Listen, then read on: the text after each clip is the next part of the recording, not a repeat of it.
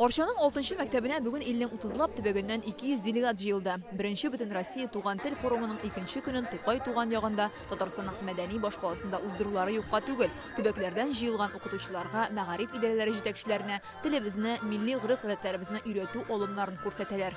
Татар телен әдәбиятын укыту методикасын сез барыбыздан да яхшырак беләсез. Ә менә дәрестә һәм дәрестән тыш милләт баласы итеп тәрбияли ала торган ысулларны һәм гомумән бүгенге көндә халкыбызның гореф-гадәтләрендә, йолаларында, яисә милли үзаңын үстерү мәсьәләсендә әле безнең шактый гына бүгенге көндә Татарстан тарафыннан менә сезгә әйтер сүзләребез бар. Бу форумның төп максаты татар теле һәм әдәбияты укытучылары, милли мәдәни автономияләр җитәкчеләре ярдәмендә Россия төбәкләрендә яшәүче татарларның милли үзаңын үстерү, күп санлы проблемаларны бергәләп хәл итү кирәк диләр.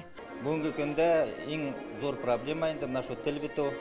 Безнең якларда бигрәк тә инде Татарстандан без ерак торганга күрәдер инде. Хәзерге көндә менә балалар татарча сөйләшмиләр. Гаиләләрдә дә бу зур проблема инде. Шуңа күрә без бу проблеманы ничек чишергә дип үзебезгә тәҗрибә алырга килдек. Свердловск өлкәсендә туган телне өйрәнергә теләүчеләр кимесә, Пенза өлкәсендә киресенчә җитәрлек, ә менә мөгаллимнәргә кытлык диләр. Бездә җитми укытучылар бар. Вот яңа школа ачылды бездә. Күптән быел гына анда 2000 укытучылар. Кадрлар күп. Вот без ачтык класс, җитми юктыр укытучы. Ну, Алла кушта бәлки табырбыз бу көннәрдә ачырбыз, аланнар тотоныр, ана телен укырга. Ну, кирәк яхшы укытучылар.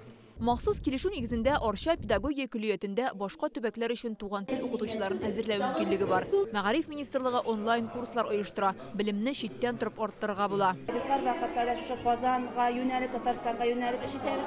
Чөнки дәреслектәрдә безнең Татарстанныкы укытучы бер урында гына торырга тиеш түгел. Һәр вакытта тәҗрибә уртаклашып, менә шушы форум инде ул һәр вакытта да нидер яңалык безгә алып килә. Форумда катнашучылар өчен бүген иҗади остаханәләр эшләде. Монда татар халкының милли йолаларын күрсәттеләр һәм мәгариф өлкәсендәге төрле проектларны, мәктәптәге үрнәк мисаллар турында сөйләделәр.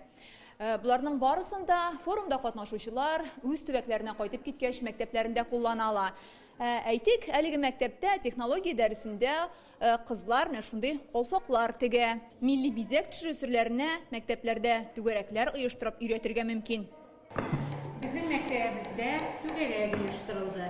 Токмаш басып, аны юка итеп кисәргә дә укучыларына махсус түгәрәк тә өйрәтәләр. Хәзер шушы тәҗрибәне башка төбәкләргә дә таратырга тәкъдим итәләр. Менә бу безнең якларда олылар эшли, кызлар юк.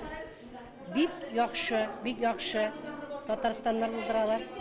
Укытучыларга лекцияда укыдылар. Май канаты ясау буенча остаханәләрдә булды. Әлеге форум катнашучылар өчен белем алу мәйданы. Хәзер аны ел сайын уздыру нияте бар.